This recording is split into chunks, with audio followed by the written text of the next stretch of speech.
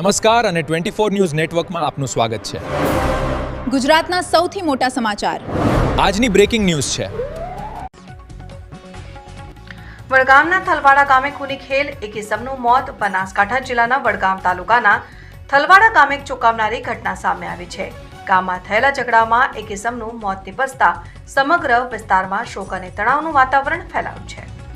મળતી માહિતી મુજબ મૃતક સોરમભાઈ સિપાહી ઘાસચારાનો ઠેકો ચલાવી પોતાના પરિવારનું ગુજરાન ચલાવતા હતા।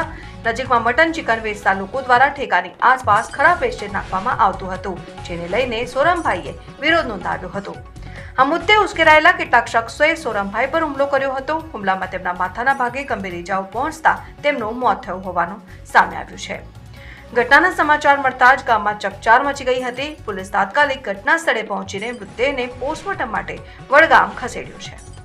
પરિવારજનો અને ગામ લોકોએ માંગણી કરી છે કે આરોપીઓને ઝડપી પાડવામાં આવે, નહીં તો તેઓ લાશ સ્વીકારવાનો ઇનકાર કરશે તેવી ચીમકી ઉચ્ચારી છે।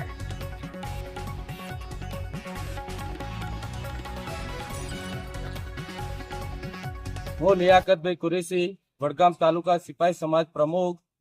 આજ રોજ 27 એપ્રિલના રોજ વડગામ તાલુકાના થલવાડા મુકામે સોરમખાન દેવાભાઈ સિપાહીની કરપીણ હત્યા કરવામાં આવી છે।